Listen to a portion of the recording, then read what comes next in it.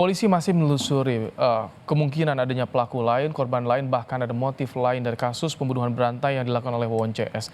Kita akan bahas bersama dengan Kriminolog Universitas Indonesia, Adrianus Meliala. Selamat sore, Pak Adri. Selamat sore. Pak Andri, apa yang Anda lihat dari kasus ini? Kalau motif ekonomi sudah sempat disampaikan oleh polisi, motif apa lagi kira-kira yang dicari oleh polisi dari kasus ini, Pak Andri? Yang kedua tentu saja adalah soal motif penggandaan uang. Ya, itu harus dibedakan dengan motif ekonomi dalam arti bahwa ketika sudah terima uang lalu kemudian uang tidak dikuasai, itu secara pidana beda. Yang ketiga adalah ketika ada niat dari para pelaku untuk melenyapkan nyawa anggota keluarga yang telah melihat perbuatan di Cianjur dalam rangka melenyapkan korban-korban sebelumnya. Dan yang keempat adalah terkait dengan upaya peracunan, ini juga dapat dianggap sebagai satu motif sendiri, khususnya untuk memperkuat kemampuan klinik, ya, dengan kata lain menjadikan anggota keluarga, khususnya anaknya, sebagai tumbal. Demikian. Jadi keempat motif yang tadi yang harus ditelusuri itu saling berkaitan atau bisa berdiri sendiri kalau menurut Anda, Pak Andri?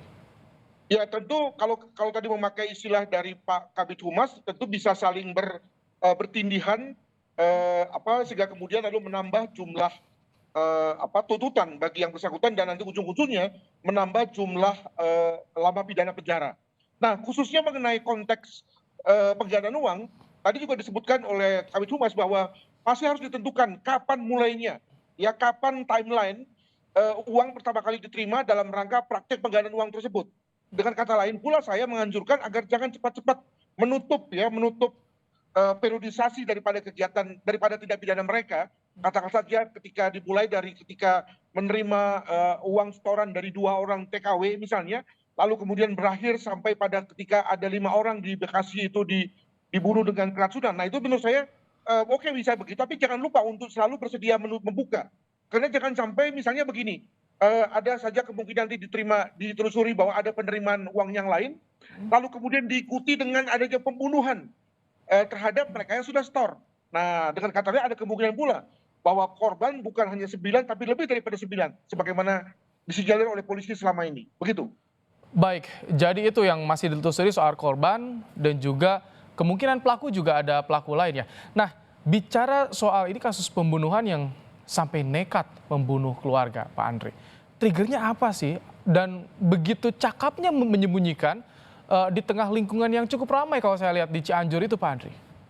Betul sekali. Jadi saya melihat ada 3 hal. Pertama, tidak ada hal yang mendesak, ya, untuk membunuh 5 anggota keluarga. Dengan kata lain, tidak ada indikasi bahwa 5 anggota keluarga itu akan melaporkan.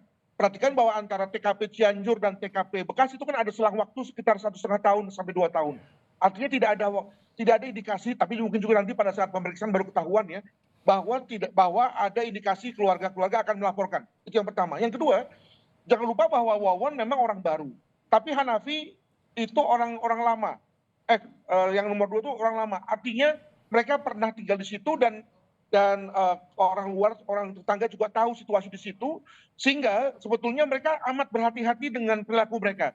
Konon katanya bahwa ada anggota ada tetangga yang pernah bertanya mengenai untuk apa dibuat lubang, lalu kemudian dijawab bahwa untuk safety tank. Untuk sementara itu segera memuaskan tetangga. Andaikan saja tetangga tidak puas, tentu saja lain cerita, ya.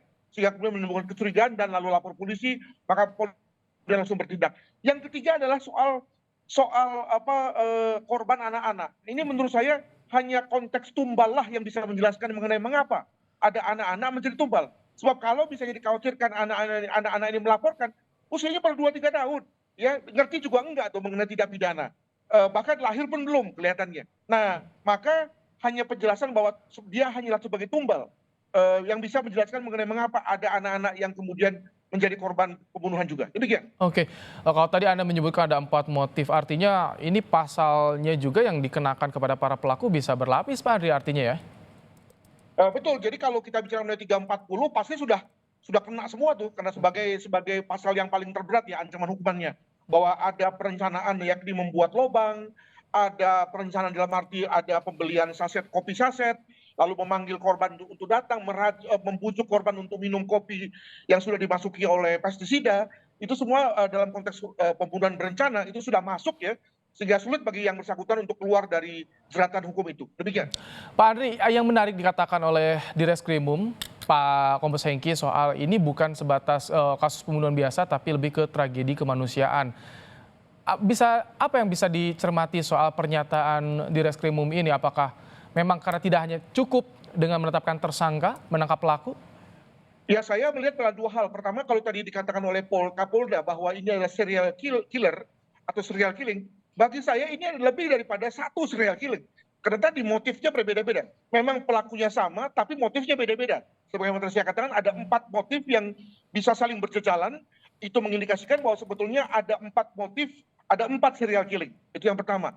Yang kedua, kalau kita bicara mengenai konteks dukun, klinik, supranatural gitu ya, bayangkan hari gini masih ada orang yang percaya, masih ada orang yang menjadi korban. Tapi juga saya bisa memaklumi, karena apa? Karena rasanya kelompok ini yang bertiga ini, Wawan dan kawan-kawan ini, mengejar keluarga, mengejar kalangan terdekat yang bisa dikatakan sebagai kerabat, sehingga lalu kemudian kerabat ini juga mungkin sekali tidak enak menolaknya. Ya kalau kita misalnya bertemu kerabat kan nggak enak ya, kalau kita menolak atau tidak mau menerima rasanya nggak enak.